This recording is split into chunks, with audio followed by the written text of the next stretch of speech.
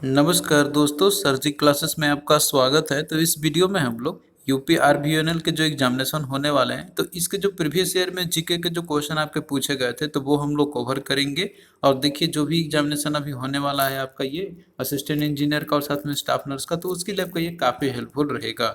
और देखिए, हमने हिंदी का भी जो है previous year question series start किया हुआ है, तो आप लोग उसको भी देख सकते हैं। लिंक डिस्क्रिप्शन बॉक्स में हम आपको जो है इसका प्रोवाइड कर देंगे। तो चलिए स्टार्ट करते हैं। तो देखिए, यहाँ पे आपका जो है पहला क्वेश्चन है, which article of the Indian constitution guarantees the equality of opportunity in the matters of public employment. तो यहाँ पे सिंपल सा एक पूछा गया था, आपसे क्वेश्चन पूछा गया था कि आर्टिकल से रिलेटेड आपका है कि जिसमें मेंशन किया गया है equality of opportunity in the matter of public employment का। तो देखिए, जितने भी कॉन्स्टिट्यूशन में मेंशन किए गए हैं फंडामेंटल राइट्स हैं, तो उसमें से जो है आपके टोटल जितने भी हैं, तो उनका फर्दर जो कैटेगराइजेशन किया गया हुआ है, तो उसके अंदर में भी जो आपके आर्टिकल्स हैं, तो वो उनसे डेप्थ मैप से पूछा जाता है यहाँ पे। तो आर्टिकल 16 में देखिए, ये मेंशन आपका किया गया है यहाँ पे, राइट टू अपॉर्चुनिटी, मतलब कि जो है आपका यहाँ पे equality of opportunity in the matter public employment, जो कि आपका राइट टू इक्वालिटी जो है आपका, उसी के अंदर में ये आता है। तो देखिए, आर्टिकल 16 में मेंशन किया गया है कि जैसे कि equality of opportunity in the matter public employment का, मतलब जो भी एम्प्लॉयमेंट निकलती है, वो आप देखते हो कि जो भी गवर्नमेंट वैकेंसी अब निकलती है, तो उसके लिए सभी को इक्वल अपॉर्चुनिटी दी जाती है यहाँ पे। ऐसा नहीं है कि कोई पर्टिकुलरली एक खास वर्ग के लिए वैकेंसी वो निकाली जाएगी। हालांकि रिजर्वेशन रहता है यहाँ पे, लेकिन जो अपॉर्चुनिटी रहती है, तो जितने भी सिटीजन्स है सभी के लिए यहाँ पे जो है वो रहती है। ऐसा नहीं है कि किसी के लिए वर्ग के लिए ही वो खास निकाला जाएगा, किसी वर्ग के लिए नहीं निकाला जाएगा। तो ये चीज मेंशन किया गया आपका आर्टिकल नंबर 16 के अंदर में। तो देखिए, इस तरीके से जितने भी इंपॉर्टेंट कॉन्स्टिट्यूशन के अंदर में जो इंपॉर्टेंट आर्टिकल जो मेंशन किए गए हैं, तो ये आपको याद रखना होगा। क्वेश्चन जो है आपका इससे पूछा जाएगा। और देखिए, ये जो है हमने पीडीएफ में भी इंक्लूड किया हुआ है। हमने ऑलरेडी एक पीडीएफ बनाया हुआ है इंपॉर्टेंट जी के टॉपिक के नाम से करके, तो आप लोग जो है उसको भी स्टडी करके जा सकते हैं। जितने भी पीएसयू के एग्जामिनेशन होने वाले हैं, तो उसके लिए हमने ये पीडीएफ बनाया हुआ है। तो लिंक हम इसका डिस्क्रिप्शन बॉक्स में दे देंगे, तो आप लोग वहां से पीडीएफ को जो है बाय कर सकते हैं आप लोग। तो जितने भी इंपॉर्टेंट आर्टिकल्स है जो मेंशन किए गए हैं, मतलब ये आर्टिकल्स तो बहुत है, लेकिन जो इंपॉर्टेंट है आपके घुमा फिरा के एग्जाम में पूछा जाता है, तो वो सारा कुछ मेंशन किया हुआ है। जैसे कि आर्टिकल 1 में मेंशन किया गया नेम और यूनियन टेरिटरी के बारे में। सेकंड में मेंशन किया गया आपका आर्टिकल, जो थर्ड है आर्टिकल एक्चुअली में जो इंपॉर्टेंट है यहाँ पे, कि न्यू स्टेट का फॉर्मेशन के लिए, यानी कि कोई न्यू स्टेट का फॉर्मेशन करना होगा या फिर उसके बाउंड्री को अल्टरेशन करना होगा, तो ये चीज मेंशन किया गया आर्टिकल 3 में। फिर इसके बाद देखिए, जो आर्टिकल 14 है, तो इसमें जो है मेंशन किया गया आपका इक्वालिटी बिफोर लॉ, तो इसको पॉपुलरली बोला था राइट टू इक्वालिटी का। और उसके बाद आर्टिकल 15 में मेंशन किया गया आपका prohibition of discrimination on the basis of religion, race, caste, sex और प्लेस ऑफ बर्थ, यानी कि जो है कोई भी डिस्क्रिमिनेशन नहीं करेगा, और ये प्रोहिबिशन किया गया हुआ है डिस्क्रिमिनेशन अगर कोई करता है तो। फिर इसके बाद आर्टिकल 17 में मेंशन किया गया एबोलिशन ऑफ अनटचेबिलिटी का, यानी कि जो छुआछूत है, तो उसके लिए जो है ये मेंशन किया गया हुआ है आर्टिकल 17 के अंदर में। फिर टाइटल जो है एवोल्यूशन टाइटल मेंशन किया गया आपका आर्टिकल 18 में। तो इन सभी का देखिए डेप्थ में हमने ऑलरेडी वीडियो बनाया हुआ है कि क्या एक्चुअली में है ये, तो आप लोग उसको देख सकते हैं पॉलिटी वाले क्लास में। इसके अलावा और भी यहाँ पे इंपॉर्टेंट आर्टिकल है, जैसे 19 आपका है कि protection of certain rights to freedom. इसके अलावा आपका दिया हुआ है आर्टिकल 19A में ही दिया हुआ फ्रीडम स्पीच एंड एक्सप्रेशन का। और इसके बाद आर्टिकल 21 भी इंपॉर्टेंट है आपका, इसमें मेंशन किया गया right to life and personal liberty का। फिर राइट टू एजुकेशन 21A में आपका मेंशन किया गया हुआ है। फिर इसके बाद आर्टिकल 23 मेंशन किया गया prohibition of human trafficking and forced labour. इसके अलावा और भी आप यहाँ पे देख सकते हैं इंपॉर्टेंट जितने भी आर्टिकल्स है, पूरा लिस्ट दिया हुआ है, तो आप लोग चाहे इन सभी को पढ़ लेना। पूरा कंप्लीट हमने जो है इसमें बनाया हुआ है, तो आप देख सकते हैं टोटल जितने भी इंपॉर्टेंट आर्टिकल्स है, तो आपको एक जगह पे मिल जाएंगे। फिर अगला देखिए क्वेश्चन आपका यहाँ पे कि which pair of the Indian constitutional provisions and the country that influence it is not correctly matched। तो यहाँ पे आपको दिखाना मैच करना एक्चुअली में कौन सा करेक्टली मैच नहीं है यहाँ पर, मतलब जो भी कॉन्स्टिट्यूशन के अंदर में जो प्रोविजन मेंशन किए गए, तो हमने उसका फीचर्स कहाँ से बोरो किया हुआ है, तो वही सिनेरियो इसमें क्वेश्चन आपको पूछा गया। तो यहाँ पे देखिए दिया आपका पार्लियामेंट्री सिस्टम ब्रिटेन से। तो देखिए, जो पार्लियामेंट्री सिस्टम जो जिस टाइप का गवर्नमेंट जो फॉलो करते हैं हम लोग, तो वो ब्रिटेन से हमने ये बोरोड किया हुआ है, तो ये भी आपका सही है। अब पार्लियामेंट्री सिस्टम जो रहता है, इसमें दो हाउस होते हैं, एक अपर हाउस एक लोअर हाउस होते हैं। तो यही सेम सिनेरियो जो है हम लोग ब्रिटेन का जो कॉन्स्टिट्यूशन है, वही वही कहा, वहीं से फीचर्स हमने बोरोड किया हुआ है। फिर इसके बाद देखिए अगला इसमें आपका दिया हुआ है फंडामेंटल राइट्स का।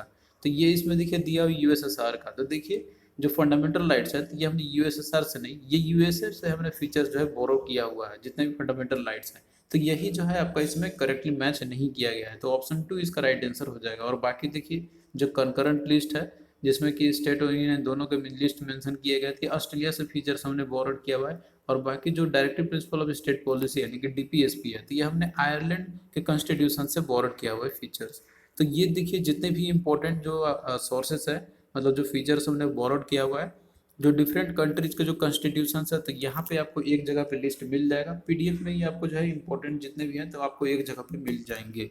तो यहाँ पे देखिए आप देख सकते हैं कि जो भी इंपॉर्टेंट फीचर जो बोरोड किए गए हैं आपके, जैसे सबसे ज़्यादा जो फीचर्स बोरोड किए गए हैं तो वो है आपका government of India act of 1935 का। इसमें कि आपको फेडरल स्कीम हो गया, ऑफिस ऑफ गवर्नर हो गया, जुडिशरी हो गया, पब्लिक सर्विस कमीशन का हो गया, तो ये सारे कॉन्सेप्ट जो है तो ये बोरोड किया हुआ है हमने government of India act of 1935।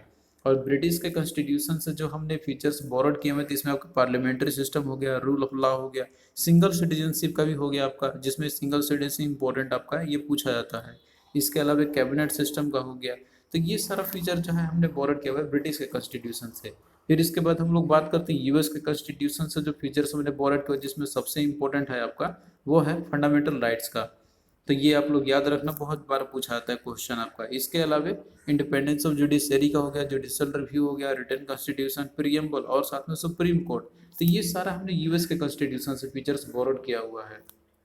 फिर इसके बाद देखिए अगला आपका यहाँ पे है आयरिश के कॉन्स्टिट्यूशन से जो फीचर्स हमने बोरोड किया हुआ है। तो इसके देखिए आपका directive principle of state policy हो गया, सबसे इंपॉर्टेंट है आपका, यही वाला पूछा था हमेशा एग्जाम में, तो आप लोग ये वाला जरूर याद रखना। फिर इसके बाद है आपका कनाडा के कॉन्स्टिट्यूशन से जो फीचर्स हमने बोरोड किया हुआ है, तो इसमें आपका है फेडरेशन का concept of federation with strong centre का। और इसके साथ में जो रेसिडरी पावर जो कि सेंटर को ज़्यादा रहता है, तो ये भी फीचर्स हमने बोरोड किया कनाडा के कॉन्स्टिट्यूशन से। फिर इसके बाद देखिए और भी जो फीचर्स बोरोड किया गया डिफरेंट डिफरेंट कंट्रीज के कॉन्स्टिट्यूशन से, जैसे ऑस्ट्रेलिया का कॉन्स्टिट्यूशन है, तो इससे हमने इंपॉर्टेंट फीचर जो बोरोड किया तो भाई कंकरेंट लिस्ट का। तो ये इंपॉर्टेंट है, जो इंपॉर्टेंट है वो आप लोग याद रखना ही इसको। इसके अलावा एक बार आप लोग पूरा ओवर थ्रू हो लेना तो आपको याद हो जाएंगे सारी चीज़। फिर इसके बाद जर्मनी के जो कॉन्स्टिट्यूशन है इससे हमने बोरोड किया हुआ, इसमें इंपॉर्टेंट है आपका इमरजेंसी का प्रोविजंस है। और इसके साथ में जो फंडामेंटल राइट्स को सस्पेंड कर दी जाती है इमरजेंसी के दौरान, ये भी फीचर्स बोरोड किया हुआ है हमने जर्मनी से। फिर फ्रेंच कॉन्स्टिट्यूशन से जो फीचर्स है आपका, तो जो आइडिया है आपका रिपब्लिक का, मतलब कि जो ये जो आइडिया है आपका रिपब्लिक का और साथ में लिबर्टी इक्वलिटी और फ्रेटर्निटी का, तो ये हमने प्रियम्बल में ऐड किया हुआ है, तो ये फ्रेंच के कॉन्स्टिट्यूशन से। फिर अगला देखिए साउथ अफ्रीकन कॉन्स्टिट्यूशन से है आपका, इसमें तो ये है आपका कि किस तरीके से कॉन्स्टिट्यूशन का अमेंडमेंट किया जा सकता है, तो ये प्रोसीजर जो है फीचर्स हमने बोरोड किया हुआ है। फिर यूएसएसआर से इंपॉर्टेंट आपका है, इसमें से फंडामेंटल ड्यूटी जो है हमने बोरोड किया हुआ है फीचर्स। और 5 ईयर प्लान का जो प्रोसीजर है वो भी हमने बोरोड किया हुआ है। और जापानीज के कॉन्स्टिट्यूशन से जो फीचर्स बोरोड है आपका, तो वो है कि procedure establish by the law. तो जितने भी इंपॉर्टेंट है तो यहाँ पे आपका पूरा दिया हुआ है, तो आप लोग जो है इसको अच्छे से याद कर लेना। फिर इसके बाद देखिए नेक्स्ट क्वेश्चन आपका यहाँ पर है कि which country won the maximum number of the medals in the Rio Olympic 2016। तो देखिए जो क्वेश्चन आपका करंट अफेयर से पूछा गया था, क्वेश्चन आपका जब ये पेपर आया हुआ था, तो उस समय जो रियो ओलंपिक हुआ था 2016 में, तो उस समय मैक्सिमम नंबर ऑफ मेडल जीता था तो ये यूएसए है। तो करंट अफेयर से भी आपको पूरा अच्छे से तैयार करके जाना होगा। हमने करंट अफेयर का ऑलरेडी एक पीडीएफ आपको अपडेटेड करके दे दिया है अप टू मई 2021 तक का, तो आप लोग करंट अफेयर को जरूर पढ़ के जाना, क्वेश्चन आपका इससे पूछेगा ही पूछेगा। तो करंट अफेयर का भी पीडीएफ ऑलरेडी हमने आपको दे दिया है, तो उसका भी लिंक हम आपको डिस्क्रिप्शन बॉक्स में दे देंगे। फिर देखिए अगला क्वेश्चन है आपका यहाँ पे कि where was the ASEAN summit 2016 held. तो देखिए जो आसियन समिट है आपका, तो ये है 2016 का कहाँ पे हुआ था, तो ये देखिए वियतनाम में आपका हुआ था ये 2016 का। तो जितने भी इंपॉर्टेंट जो समिट्स है, मेजर समिट्स हैं आपके, तो वो सारा का सारा आपको जो है पीडीएफ में मिल जाएगा करंट अफेयर वाले में। और 2000 जैसे कि बात करते हैं 16 का, तो आपका वियतनाम में ही हुआ था इसका, मतलब जो आसियान समिट है। तो आसियान समिट देखिए तो ये इसकी शुरुआत की गई थी 1976 में। तो ये जो है आपका एक सेमी एनुअल मीटिंग ऑर्गेनाइज की जाती है इसमें, यानी कि ये जो है एक साल में दो बार इसकी मीटिंग की जाती है। और इसका फुल फॉर्म भी आप लोग याद रख लेना इसका, मतलब ये जैसे कि आपका ये रहता है, आप लोग बस आपको याद रखना है यहाँ पे कि मतलब जितने भी साउथ ईस्ट में जितने भी एशियन नेशन है, मतलब एशियन कंट्री के जितने भी नेशन है, और वो कौन सा, तो वो साउथ ईस्ट रीजन में, मतलब जो साउथ और ईस्टर्न रीजन में आपके जो कंट्री जो आते हैं, तो उन सभी का जो है एक ग्रुप है। तो इसमें देखिए मेनली जो इसकी ऑर्गेनाइजेशन की जाती है, मतलब इसकी जो होते हैं इम्पोर्टेंट जो भी सबमिट होती है, तो वो एनुअली में 2 बार होते हैं, 1 साल के अंदर में 2 बार होते हैं। तो जैसे करंट की बात करते हैं तो वो तो आपका पुराना पूछा गया था। तो अगर हम अभी की बात करते हैं, देखिए 2020 में 2 बार इवेंट हुए थे इसके, मतलब 2 बार सबमिट हुए थे, तो वो वियतनाम में हुए थे। और 2021 में इसका देखिए अप्रैल में एक हो चुका है और नवंबर में भी होने वाला है, तो ये ब्रूनी में होने वाला है। तो ये भी आप लोग याद रख लेना। हालांकि आपको जो है करंट अफेयर वाले पीडीएफ में आपको पूरे जितने भी इंपॉर्टेंट सबमिट्स हैं यहाँ पे, G20 का, आसियान का हो गया, ब्रिक्स का हो गया, G7 का हो गया, तो जितने भी इंपॉर्टेंट है उन सभी का आपको पूरा अपडेटेड करके मिल जाएगा। फिर नेक्स्ट देखिए क्वेश्चन है कि which state of the India has created first island district of India.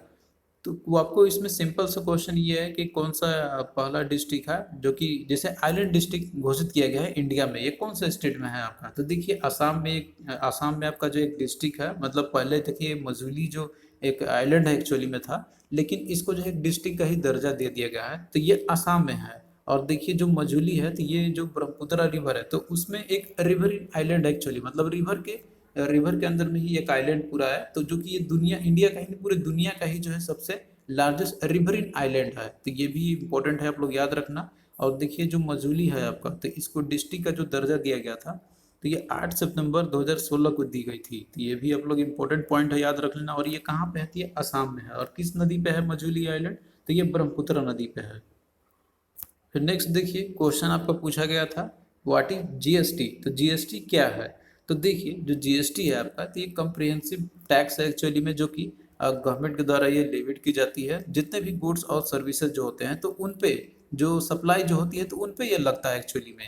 तो ये एक तरीके का इनडायरेक्ट टैक्स है। जितने भी इनडायरेक्ट टैक्स पहले आप देखते थे, तो उन सबको रिप्लेस करके जो है एक सिंगल टैक्स बनाया गया था, जो कि आपका जीएसटी है। तो गुड्स एंड सर्विसेज टैक्स आपका हो गया ये। तो ये जो है आपका एक इनडायरेक्ट टैक्स है एक्चुअली में। और ये जो है पूरे इंडिया में, मतलब कि जो है ये लागू होता है, ऐसा नहीं कोई पर्टिकुलर स्टेट में हो। तो ये है आपका एक single indirect tax through out the India. तो इसका जो ऑप्शन 1 आपका करेक्ट हो जाएगा। तो ये जितने भी सेंटर के और स्टेट के जो इनडायरेक्ट टैक्सेस जो पहले लेविड होते थे, तो उन सबको रिप्लेस करके एक डायरेक्ट इनडायरेक्ट टैक्स इम्पोज किया गया, मतलब ये जो है लाया गया हुआ है। तो इसका फुल फॉर्म भी याद रख लेना आप लोग, that is goods and services tax. अब इसमें देखिए जितने भी गुड्स और सर्विसेज होंगे, तो वो जो एक सिंगल टैक्स रिजिम के अंदर में लाए गए हैं, मतलब जितने भी गुड्स और सर्विसेज है जिसमें डिफरेंट डिफरेंट जो एक टैक्स लैब होते हैं, तो उसी के अंदर में सारा कुछ ये आते हैं। तो अब देखिए जो टैक्स बर्डन पहले हुआ करता था, तो उसको जो है ये बहुत ज़्यादा हद तक जो है रिमूव कर दिया है। अब देखिए जो टैक्स जो लगते हैं जीएसटी के अंदर में आपके, तो इसमें डिफरेंट होते हैं आपके, जैसे सीजीएसटी हो गया सेंट्रल गवर्नमेंट के द्वारा जो लगती है, एक स्टेट जीएसटी और एक इंटीग्रेटेड जीएसटी आपका ये हो गया। तो ये 3 तरह के टैक्स जो है आपका यहाँ पे, मतलब जीएसटी के अंदर में है ये। तो ये एक्चुअली क्या है, तो एक सिंगल इनडायरेक्ट टैक्स है जो कि थ्रू आउट इंडिया में ये लागू होती है। फिर अगला देखिए क्वेश्चन आपका इसी से ही पूछा गया था कि who would act as the chairperson of the proposed GST council. तो देखिए जो जीएसटी काउंसिल है आपका, तो इसमें जो है अब जितने भी मेंबर जो होते हैं, तो उसका एक चेयरपर्सन भी होते हैं। तो चेयरपर्सन जो यूनियन के जो फाइनेंस मिनिस्टर होते हैं, यानी कि जो हमारे फाइनेंस मिनिस्टर होते हैं कंट्री के, तो वो खुद इसके चेयरपर्सन होते हैं। और इसके साथ में जैसे कि चेयरमैन तो हेड होते ही है, मतलब चेयरमैन रहते ही है इसको जीएसटी काउंसिल के अंदर में, जो कि यूनियन फाइनेंस मिनिस्टर होते हैं। और इसके साथ साथ में जो मेंबर जो होते हैं इसके अंदर में, तो जितने भी स्टेट जो होते हैं आपके, तो उसके जो मिनिस्टर ऑफ रेवेन्यू या फिर जो फाइनेंस जो मिनिस्टर जो होते हैं, या फिर जो भी मिनिस्ट्री इंचार्ज में जो होते हैं फाइनेंस और टैक्सेशन के लिए, जितने भी स्टेट्स के अंदर में है, तो वो सारे के सारे जो है ये इसके अंदर में मेंबर होते हैं। तो मेंबर जो है, मतलब जितने भी जीएसटी काउंसिल है आपके, जितने मेंबर होते हैं, तो उसमें जो चेयरमैन जो होते हैं, तो ये आपका होते हैं, मतलब यूनियन फाइनेंस मिनिस्टर, जो ही हमारे कंट्री के जो फाइनेंस मिनिस्टर होते हैं, तो उनके द्वारा ये हेड की जाती है। तो राइट आंसर इसका ऑप्शन 4 आपका हो जाएगा। तो ये भी इंपॉर्टेंट पॉइंट है आपका। नेक्स्ट देखिए क्वेश्चन है consider the following statement about the West Bengal. तो वेस्ट बंगाल से रिलेटेड जो है स्टेटमेंट आपका यहाँ पे दिया हुआ है, और आपको बताना है कि इनमें से कौन सा स्टेटमेंट जो है आपका फॉल्स है।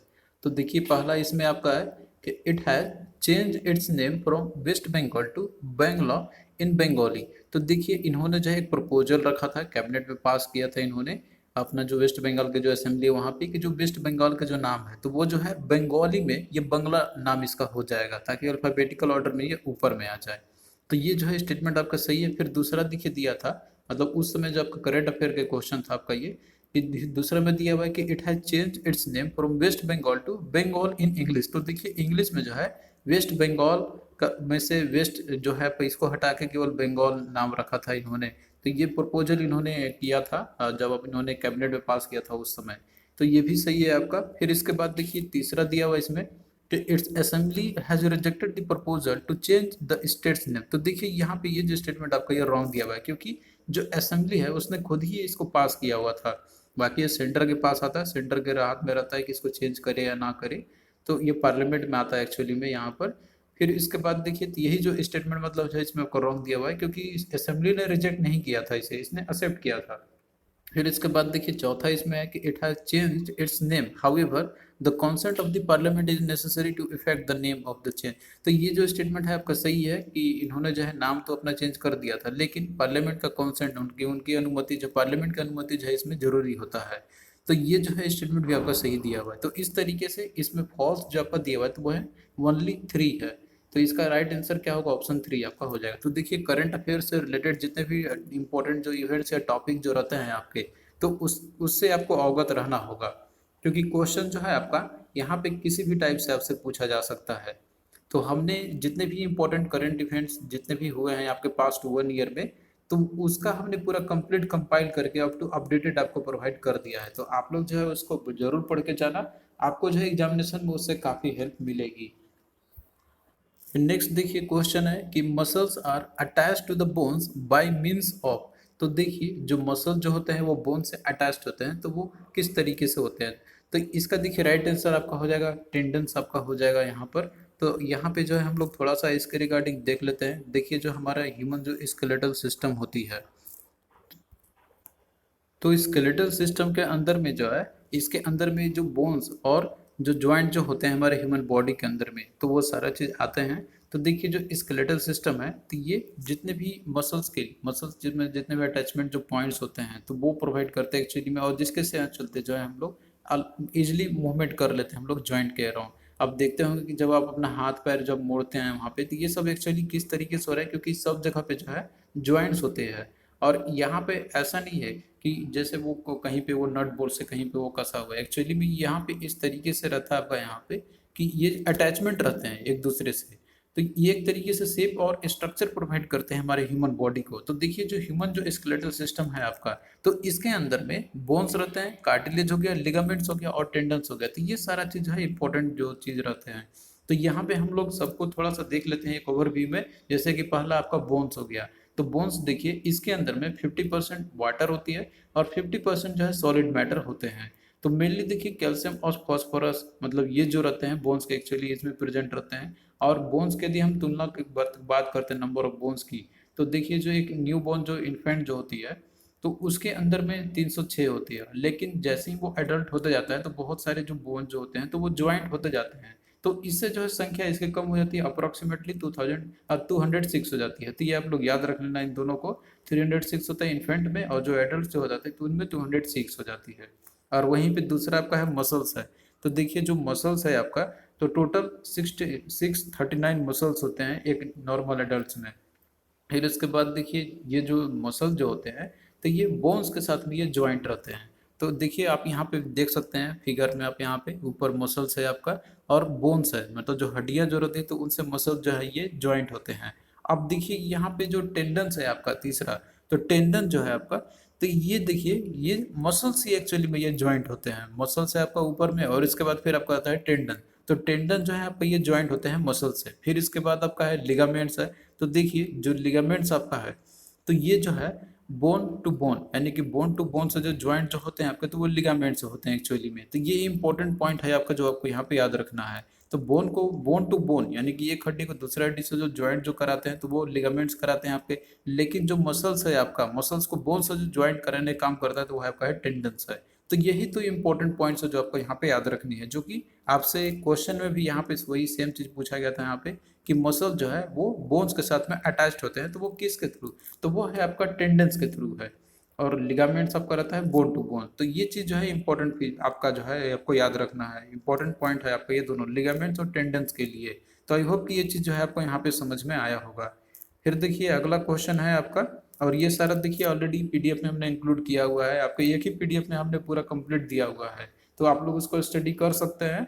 फिर अगला देखिए क्वेश्चन है आपका कि without the greenhouse effect the temperature of the earth would have been. तो बिना ग्रीन हाउस इफेक्ट के जो टेम्परेचर है अर्थ का तो वो कितना हो सकता है। तो इसका देखिए राइट आंसर आपका हो जाएगा -18 डिग्री सेल्सियस आपका हो जाएगा ये। अगर मान लीजिए कि जैसे ग्रीन हाउस जो इफेक्ट है इसका अगर असर नहीं रहता है, मतलब ये ग्रीन हाउस इफेक्ट रहता ही नहीं है, तो अर्थ का जो एवरेज टेम्परेचर है ये ड्रॉप कर जाएगा।